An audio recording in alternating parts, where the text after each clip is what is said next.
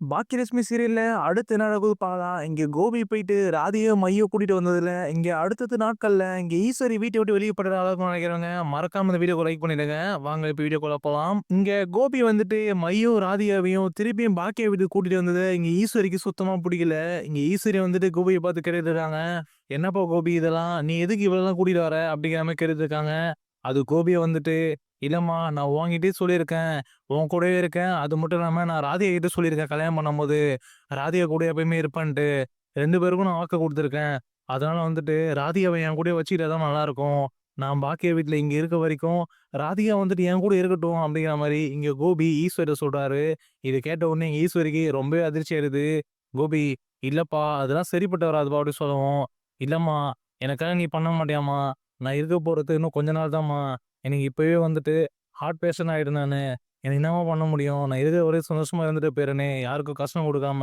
நீ கொஞ்சம் புரிஞ்சுக்கம்மா" அப்படிங்கிற மாரி, இங்க கோபி முடிஞ்ச அளவுக்கு வந்துட்டு இங்க ஈஸ்வரிய சமாதானப்படுத்த பாக்குறாரு. ஆனா, இங்க ஈஸ்வரியும் வந்துட்டு சமாதானம் ஆகுற மாரி தெரியல. அதுக்கப்புறம் இங்க கோபி வேற வழியே இல்லாம நெஞ்சு வலி வந்த மாரி நடிச்சுட்டு இருக்காரு. அதுக்கப்புறம் இங்க ஈஸ்வரியும் வந்துட்டு உண்மையாவே வந்துட்டு கோபிக்கு நெஞ்சு வலி வந்தது போல அப்டின்ட்டு இங்க ரொம்பவே பதறி போயிறாங்க. அதுக்கப்புறம் இங்க கோபி வந்துட்டு நெஞ்சு வலியில உட்காந்துறாரு போய் சோஃபா மேல. அதுக்கப்புறம் இங்க ஈஸ்வரி வந்துட்டு, "கோபி என்னப்பா ஆச்சு உனக்கு? டாக்டர் கிட்ட வேணா போலாமா? என்னப்பா பண்ணுது?" அப்படிங்கிற மாரி இங்க ரொம்பவே பதறி போயிட்டு இங்க ஈஸ்வரி கோபிய பார்த்து கேட்கறாங்க. அதுக்கு கோபி வந்துட்டு, "இல்லம்மா லேசா நெஞ்சு வலி தான் வந்தது" அப்படின்னு மாரி சொல்றாரு. அதுக்கப்புறம் ஈஸ்வரி வந்துட்டு, "நான் தான் உன்கிட்ட ஏற்கனவே சொன்னேன்ல கோபி, எந்த விஷயம் வந்துட்டு பதட்டமாவாத, கோவப்படாதன்னு. இப்ப பாத்தியா உனக்கு எப்படி ஆயிடுச்சு?" அப்படிங்கிற மாரி சொல்லவும், இந்த பக்கம் கோபி வந்துட்டு, "ஆமாம்மா, ராதிகா வந்துட்டு இங்கேயே இருக்கட்டும்மா. அப்பதான் வந்து எனக்கு கொஞ்சம் நிம்மதியா இருக்கும். இல்ல அப்படின்னா ரொம்பவே பதறி போய் தான் நான் இருப்பேன். நீ கொஞ்சம் புரிஞ்சுக்கம்மா, ராதிகா இங்கேயே இருக்கட்டும்." அப்படிங்கிற மாரி சொல்லவும், இந்த பக்கம் ஈஸ்வரி வந்துட்டு எதுவுமே சொல்லாம அமைதியா இருக்காங்க.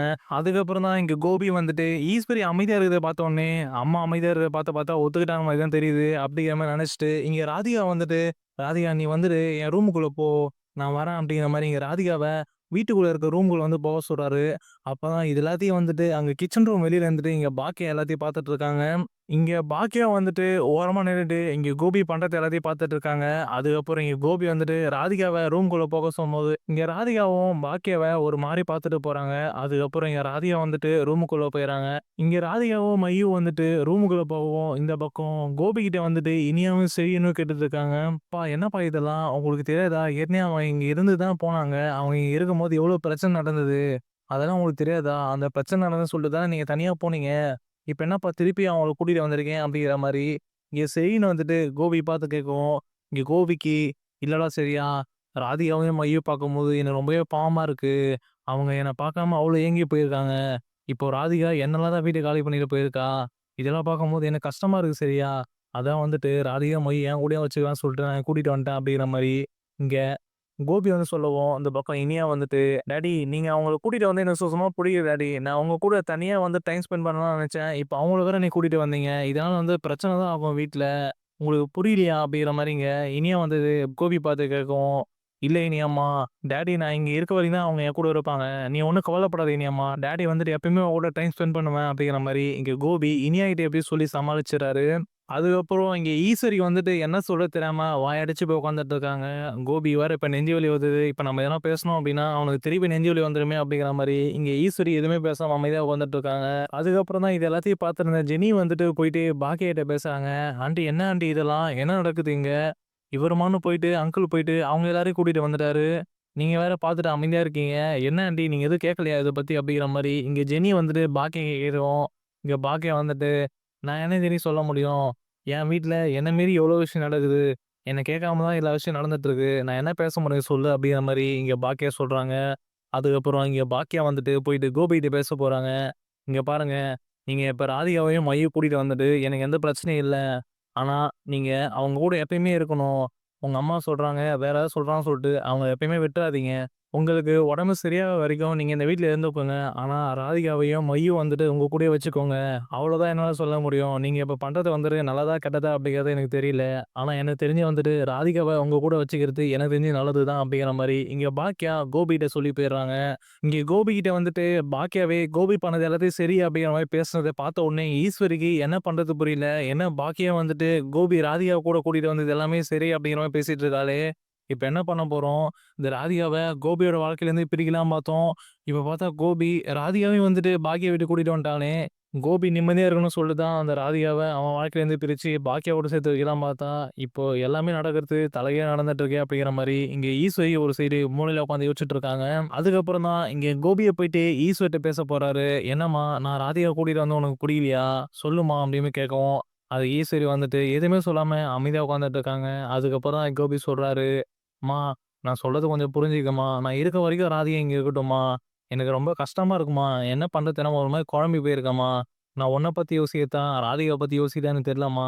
2 பேருமே எனக்கு முக்கியம்மா. அதான் இப்படி பண்ணிட்டேன்." அப்படிங்கிற மாரி இங்க கோபி வந்துட்டு ஈஸ்வரிட்ட சொல்லவும், அந்த பக்கம் ஈஸ்வரி வந்துட்டு எதுவுமே பேசாம அமைதியா உட்காந்துட்டு இருக்காங்க.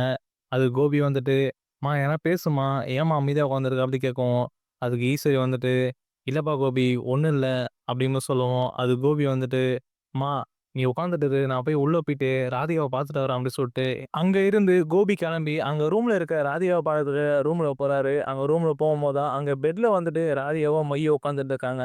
இங்க கோபி வந்துட்டு உள்ள போயிட்டு கதவு சாத்திறாரு. கதவு சாத்திட்டு இங்க மயு பக்கத்துல போயிட்டு இங்க கோபி உட்காராரு. உட்காந்துட்டு இங்க பேசிட்டு இருக்காரு. "மயுமா உனக்கு இப்போ ஹாப்பி இல்ல? டாடி வந்துட்டு இப்ப இதுக்கு மேல உன் கூட தான் இருக்க போறேன். நீயும் வந்துட்டு டாடி கூட தான் இருக்க போற." அப்படின்னு பேசிட்டு இருக்கோம். அதுக்கு மயு வந்துட்டு, "எனக்கு ரொம்ப ஹாப்பி டாடி. நான் உங்க கூடயே இருக்கிறேன்." அப்படின்னு சொல்லவும், அதுக்கப்புறம் தான் இங்க ராதிகா வந்துட்டு கோபிட்ட பேசுறாங்க. "பாத்தீங்களா? நீங்க எங்கள கூட்டிட்டு வந்தது உங்க அம்மாவுக்கு சுத்தமா புடிக்கல.